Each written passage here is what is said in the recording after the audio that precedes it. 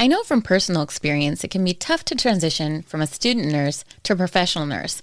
I remember when I started my first job in the emergency room, and I sat there twiddling my thumbs because I still had not successfully gotten an IV in, and I was about to hit the ground running. Little did I know that there was such a thing as nurse residencies, and that's why I'm excited to tell you about HCA Healthcare's nurse residency program. This program supports newly graduating nursing students at the early stages of their careers. HCA Healthcare's year-long nurse residency program helps first-year nurses transition from the classroom to working in the field with confidence. Plus, nursing residents get access to a range of opportunities to learn from specialists in various areas, such as ER, critical care ICU, and surgical services. And there's a variety of other great benefits. Learn more today at careers.hcahealthcare.com/residency. Again, that's careers.hcahealthcare.com/residency. HCA Healthcare is an equal opportunity employer. Welcome to the Nurse Leader Network podcast with your host, Chris Racinos. Wherever you're going on your nurse leader journey, we're here to help you get there. Welcome, everybody, to the Nurse Leader Network. We hope that you are having a fantastic Thursday. Today, I get to reunite with one of my gal pals from one of our last jobs, and she's going to just dish out so much knowledge on you guys. So if you are driving, I suggest that you continue the episode, but listen to it again with a pen and pencil. So today's guest is Lori Armstrong. She is the CEO and Chief Clinical Officer of Inspire Nurse Leaders. Welcome, Lori. Thank you. Thank you. So excited to be here, Chris, and so excited for us to reconnect. I know. So just for all the listeners who are wondering, like, where do they know each other from? Lori and I both work for Kaiser Permanente. We're both chief nurse executives there. And the stories we could tell about being chief nursing executives. We're not gonna do that. No, what we're going to tell you is what we learned and how you can apply that to become an amazing nurse leader. So Lori, tell me about, how did you get into nursing? Tell the listeners your background. Well, I have to talk about Kaiser real quick because Kaiser's gigantic organization. And so there were probably, out of all the different regions, 40, 45 chief nurses. So I worked in Northern California. Chris was in Southern Cal, and we don't always mix, but I just kept seeing her name with all these cool things that you were doing, Chris. And then I saw the Nurse Leader Network. I was like, I need to reach out to this woman. She's pretty great. So out of all of those chief nurses, you stood out to me. I'm so happy to be here now. You know, it's funny because I remember following you on LinkedIn before we had officially met. And I was like, oh my God, this woman is brilliant. Like, she's super brilliant. And then when your website launched, I remember you putting it up on LinkedIn and I took a look at it. I was like, oh, she's going places. And then when you invited me to that meeting where we talked about what needs to happen in our profession, what do we need to do? Let's take the bulls by the horn and start doing it because we're just too siloed. We're not getting where we need to go. Well, I agree. And it's that connection in the community that your question was about my journey, right? And for anybody listening, connections in your network are critical, no matter what stage of your career you're on. And I have really humble roots. I was a NICU nurse, clinical nurse to begin my training. And I always wanted to be a NICU nurse from nursing school. And when I graduated way back when, I will not say the year. When I 2002. Yeah, sure, right. When I graduated, nurses weren't allowed really generally to go into the ICU. You had to be a med-surg nurse for 2 years. I remember telling her that I don't care if I have to move to Alaska, I will be a NICU nurse. Thankfully, I did not need to move to Alaska, even though it's beautiful there. I was living in New York at the time. And I found a local organization that would give me a proper nurse residency in the ICU. And that's where it all began. And I loved ICU. I was one of those, I want to learn everything clinically, pathophys, and a little bit of an adrenaline junkie, even back then.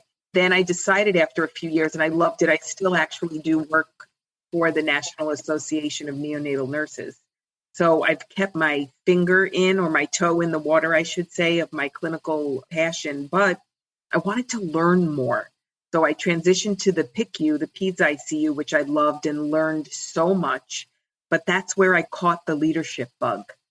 And from then on, I was a charge nurse. I was very traditional: charge nurse, assistant manager, nurse manager, service line director, and then had the privilege, one of the honors of my career, to be a chief nurse for about the last 15 years at fantastic organizations.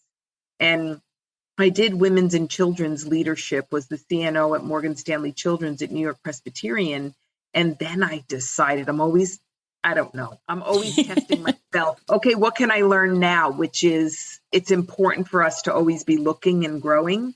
So then I decided to take a big leap out of women's and children's. And I went into a hospital that actually had like adult men at it, like a regular full service hospital. Sounds kind of normal to some people, probably like you, Chris, but who have done it. But leaving the women's and children's hospital administration, that was a big leap for me. I'd done it for 20 years.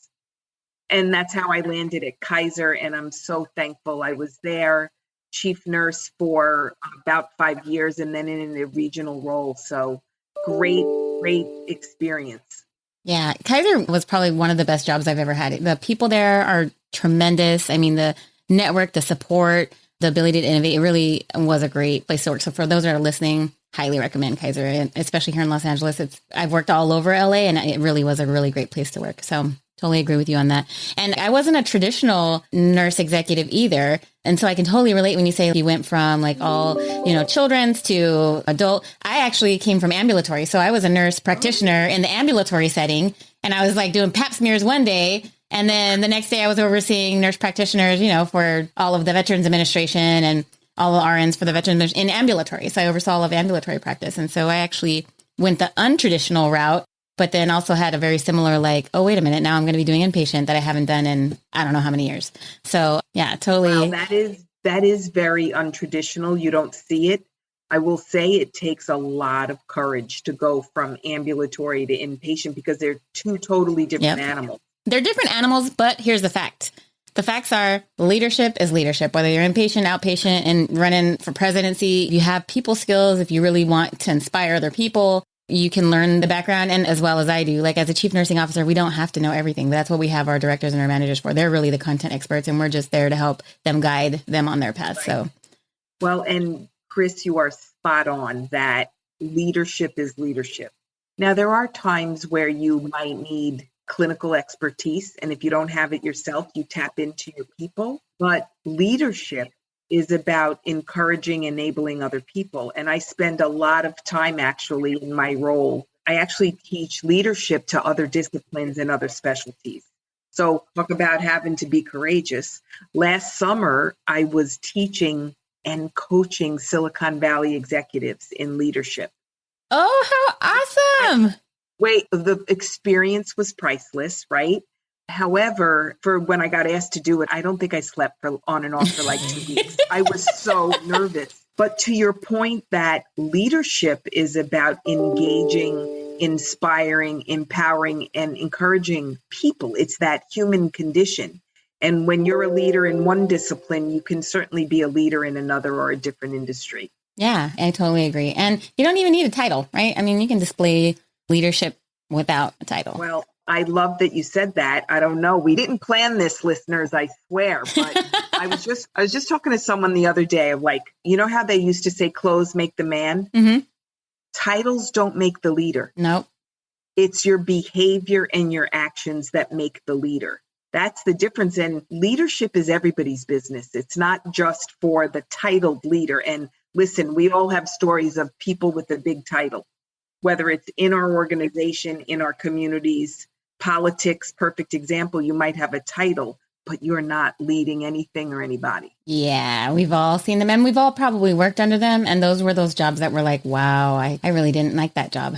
Because it really does. 100%. And leadership is about having a vision, being strong in your values. And then from your values, you're leading with that vision. And it so resonates with your team that other people want to follow you. Yep. They don't have to follow you. They report to you, but they don't have to willingly follow where you're taking them. So that's the essence of leadership right there. Yeah, I love that definition because it's true. You can see there's been so many jobs that I've been in where these nurses will even call me after hours hey, I'm working on this. And they're so excited and you see their passion. And that's leading is when you have these people that are just excited about what it is they're doing and they feel like they can contribute versus I've had family members who were working with people that didn't, they were just kind of nippy or had really poor communication skills. And then their job really, even though they loved the job, they really didn't like the role because of who they were working with. So definitely.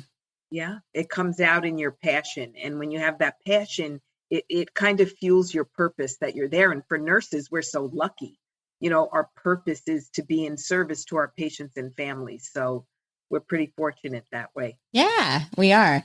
Okay, so for our listeners, we have listeners that are still in school. We have some that are early on in their nursing leadership career, and we have some that are at their executive level. But what do you think are some unified topics or ideas that should really be on the top of mind of all nurse leaders, whether informal or formal nurse leaders?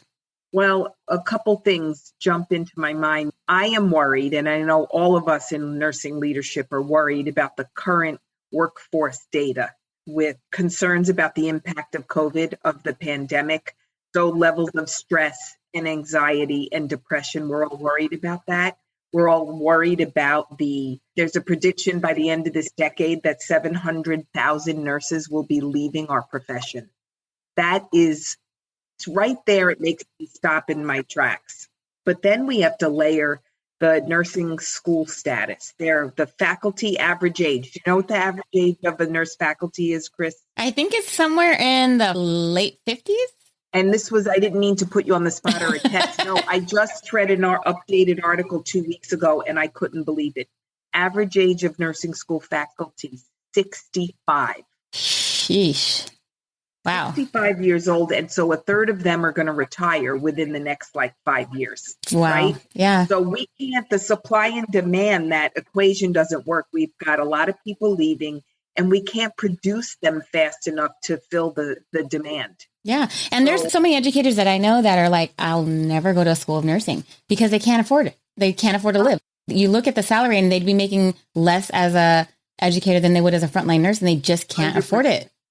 100%. They say there's at least a 30% delta between what you can make clinically or administratively and versus going into academia. What I will say is all of us involved have to have our eye on that ball. So first and foremost, we have to keep nurses at the bedside. If they want to stay at the bedside, we have to make sure we're engaging them. And I see that as a top 3 priority for any nurse leader is employee engagement. And we've all been working on engagement year over year. It's not new. Yeah. It's not a new expectation. We all had it in our performance evaluations as a goal, but the contemporary strategies for engagement are critical. I actually have an article coming out in Nurse Leader Journal in August. We're really excited about it because we have a framework for engagement strategies. And I'm going to say fancy, sexy, contemporary strategies. I like that. Fancy, and they're not all that new. However, but I have to be honest. But the clinical ladder and the shared governance or shared leadership has to be reimagined.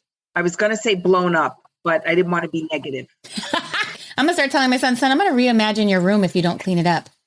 Exactly. But it has to be reimagined because our current workforce, within the next couple of years, millennials will be the majority of our workforce, both at the bedside and in leadership, by the way. So we need to make sure we're reimagining some legacy structures like the clinical ladder and shared leadership into what works for them. And so I'm calling it contemporary and new and sexy, even though it might be 20 years old, but it's absolutely critical for any nurse leader right now. When you talk about, sure.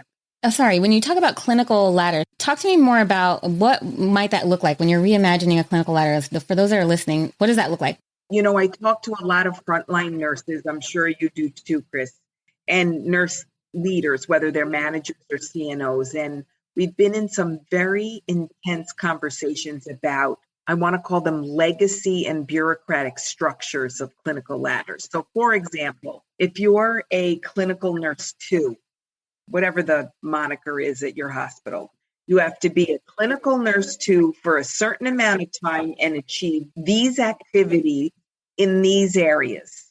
How do we know that the 2-year requirement is right or accurate or resonates with our current workforce? I'm seeing that people don't have as much, I won't say they don't have as much patience, but they perceive their readiness for new experiences very differently than people in my generation did. And I think we have to be nimble and change to those new mindsets. And we talk a lot about the millennial workforce not being loyal. And I think that they might not be loyal to organizations, but they're loyal to our profession. So it might not be loyalty to X hospital, but they're loyal to being a nurse. And that's what we have to nurture. Wow. I mean, you're definitely on the right track with this. I think I would agree in terms of maybe it's patience, maybe it's not patience, but just me, I'm a millennial. And so I consider myself a serial job hopper. And I know that's probably not respected among some folks, but like every 3 years, I usually have an itch and I have to go scratch that itch. And it doesn't mean that I'm not loyal to the organization. It just means that I have given my best at something and it's now time for me to give my best at something new because I get bored.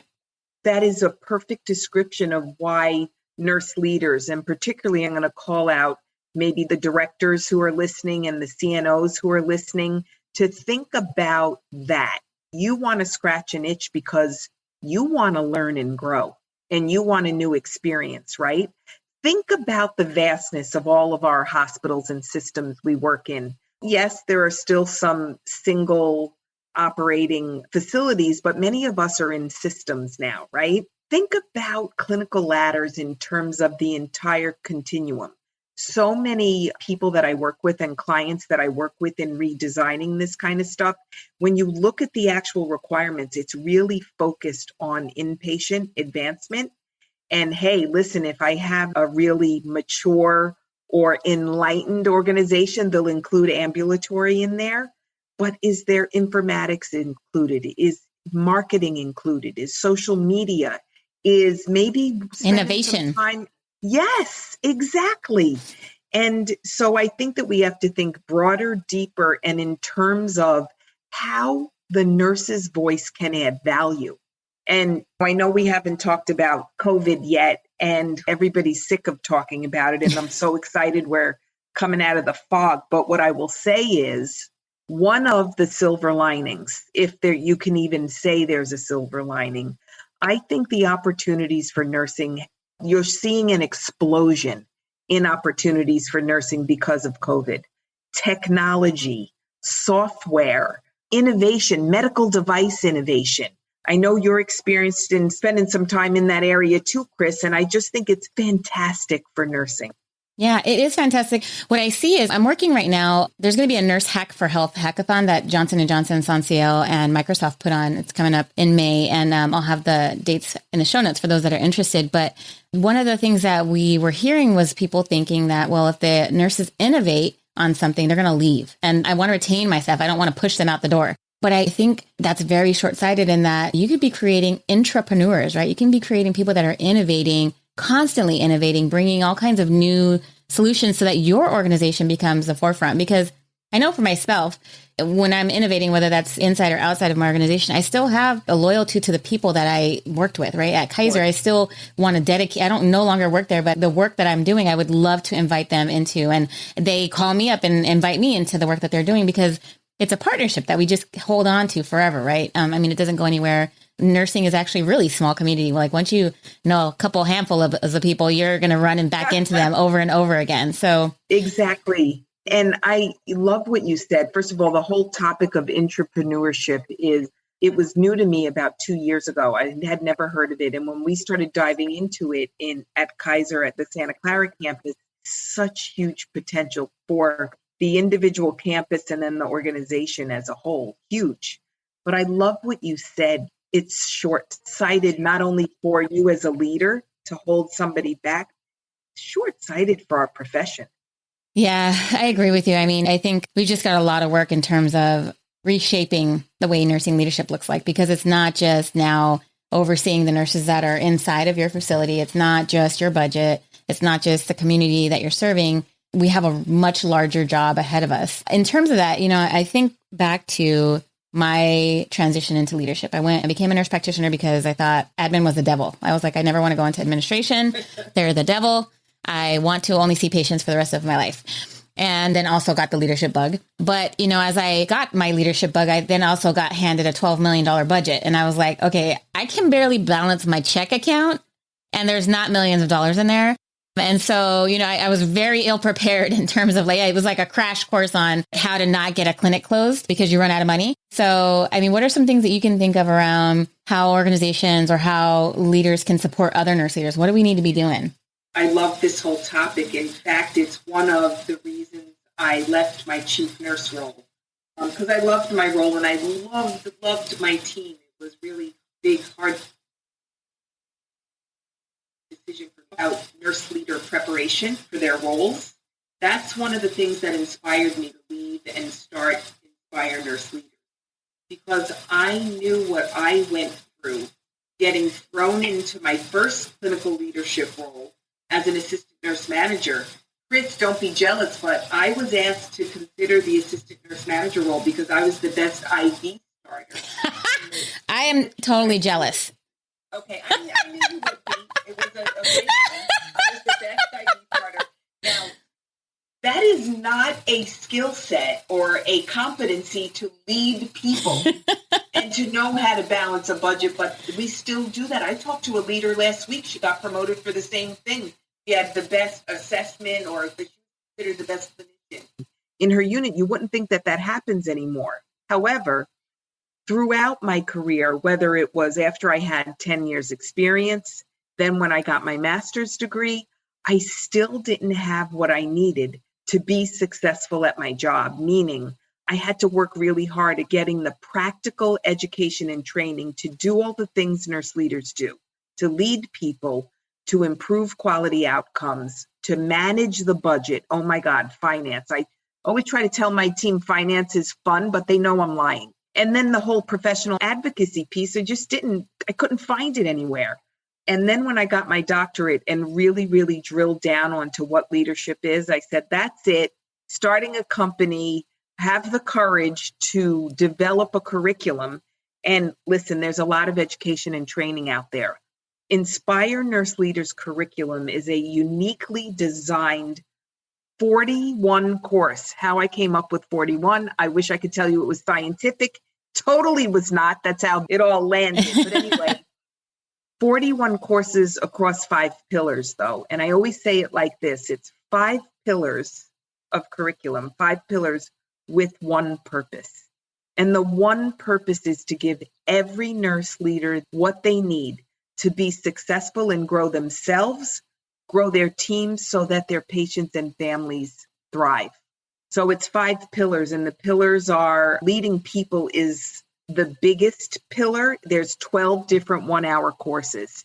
And I'm not a fan of voiceover PowerPoint. Listen, I've done them myself. I bored myself doing them. So we sought out, when we decided to provide this very practical curriculum for nurse leaders and their teams, we sought out the best videographer we could find because we wouldn't do voiceover PowerPoint, and I didn't want just the typical. So honestly, in the beginning of the pandemic, we're flying to Salt Lake City. We found a videographer who had a virtual remote studio so we could do it at the best faculty, my closest colleagues from throughout my years, and we pulled it off. We filmed 41 courses across the 5 pillars, and now we partner with organizations and individual buyers even too, so that you could take a course and tomorrow you could use what you learned in that course. It's really been a great experience. I love it. Talk to me some more about what are some of the course topics? So for example, and I should tell you that the 5 pillars, the 40 courses are in what we call the Nurse Leader Academy, the Inspire Nurse Leaders Academy. So leading people, we start with that. It's a foundation. And the very first course is called Your Leadership Matters. And it's a 2-hour course. It's not boring, I promise you. You have an exercise in it. You'll keep busy.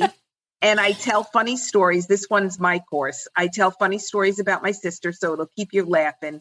But it's really the foundation of leadership, and to do a gut check on, are you really an authentic leader? Are you a transformational leader? Because I think those are the 2 types of leadership that people say, oh, what kind of leader are you? Authentic leadership, transformational leadership. but really, do we know what it is? And this quick and dirty 2-hour course gives you all what you need. And it doesn't just spew information at you. It makes you do the work. It has a really powerful values exercise in it that is the first step for any leader to take. So you know who you are and you can find your voice. So that's my favorite. But we also have a couple of courses on emotional intelligence, which is taking a front seat through the whole pandemic. Leaders that score very highly or are strong in their emotional intelligence, their organizations have done a lot better during COVID. So I've been saying that what used to be considered the soft skills are now the required hard skills of any leader. Say it louder for those in the back, Lori. So emotional. What did you say? I said, say it louder for those in the back. Oh my gosh. Okay. You were preaching right here. Well, exactly. So, those soft skills are the required hard skills. And that course in particular, done by a colleague of mine who's a resiliency expert and a compassion fatigue facilitator, she takes them through some emotional intelligence, like a checklist to see where you land. It's really an amazing course. And then there's also a couple of courses on mentoring and coaching for nurse leaders. Not that like you're going to get certified to be a coach. No, that's not what it's about. It's about how to grow and nurture a coaching environment, which is essential right now as we recover from COVID, but essential for millennials. Yeah, absolutely. Do you think, okay, this is like totally not off topic, kind of off and on topic, but I've heard so many times like you can't teach emotional intelligence. What are your thoughts around if I'm just totally like not aware? And I know some people like that. I was married to one. Just as an aside, I used to be married to one. All right, good. So and I'm sure a lot of people that are listening have been married to one, or maybe you're married to one right now. And in that case, run. But when it comes to emotional intelligence, how likely do you think it is, or how achievable do you think it is for people to actually improve their emotional intelligence if they're really just not aware to begin with? So I think while I respect everyone's opinion, the statement that emotional intelligence really can't be taught is likely an uneducated opinion or ill-informed opinion. And what I would say is emotional intelligence is teachable, it's learnable, and it's measurable. Those three things. It's teachable, it's learnable, it's measurable. And the first step in emotional intelligence is actually learning what it is. So I think that just like leadership in general, it comes naturally to some people, but for those that it doesn't come naturally to, or they never had time, or it was never expected of them, you define what it is. Then you go the next step of these are the 10 behaviors of highly emotionally intelligent people. And then I'm going to help you incorporate that into your daily leadership practice. That's what it's all about. It's all a journey. I love that. That is the best response ever. And thank you. So for those of you listening and that are like, oh my gosh, this is such a great nurse, but she's lacking some emotional intelligence. She can be taught. He can be taught too. Exactly. Now, Chris, let's be honest. There are some people you could teach them anything and then they don't want to incorporate that. That's a different conversation you have to have with that employee. Totally different conversation. Yeah, for sure.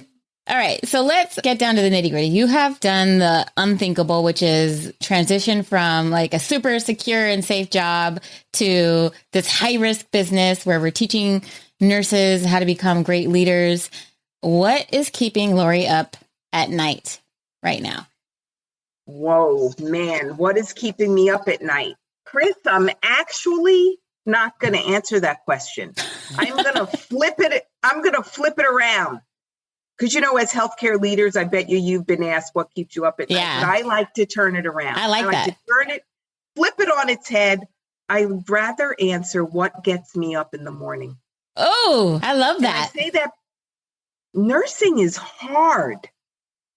And nursing leadership is even harder.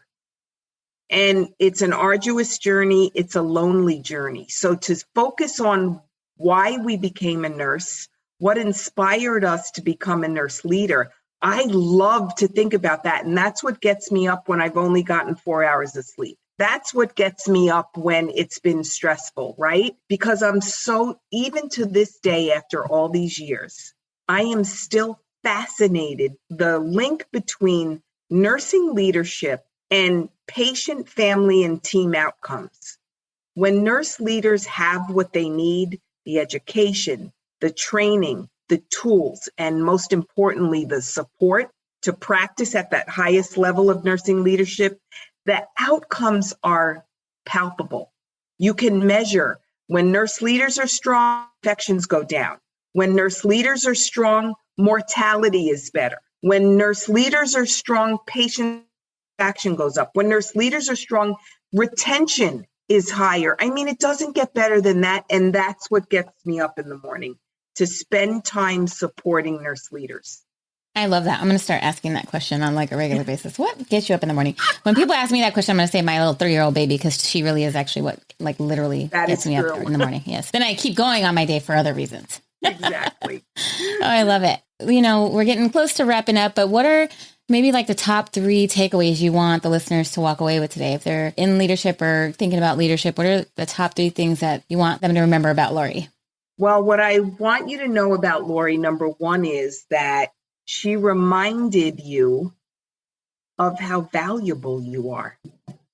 You know, I do a lot of talks, national, international, whatever. I do a lot of talks. And my number 1 measure of success is that the people, because my main audience are nurse leaders or nurses, if they leave being reminded of the unbelievable sacred role that they play in care and that they are invaluable for the health of our nation, then I feel like I was successful, that I reconnected them with their purpose. That's what I want people to know about me and to remember about me. And then the second thing I want them to remember is, because of that value, you can do anything. And I'm going to push it, Chris. I'm going to push it here. You can do anything and you should do something.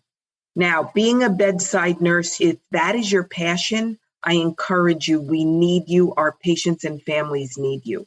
But as a nurse leader, you can have even more influence.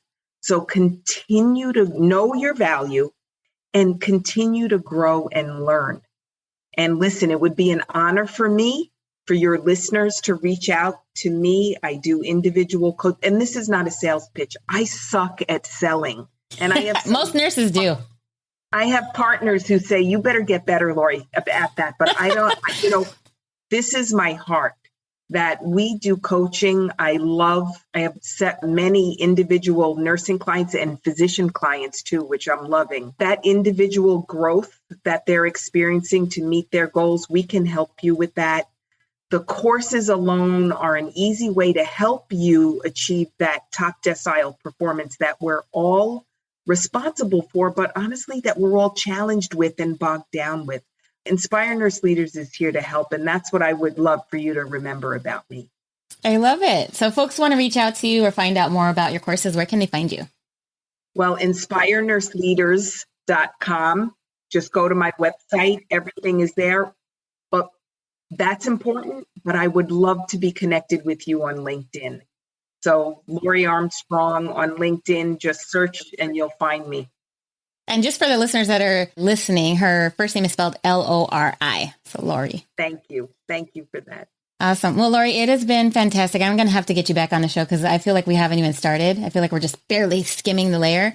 And we have got to just track your progress through everything that's happening with Inspire Nurse Leaders. It is really inspiring. No pun intended. Thank you. Thank you. And been an honor for me to be on Nurse Leader Network. Good luck to you, Chris. And I'm going to hold you to that. I'm going to expect an invitation to come back. For sure. Have a great day, Lori.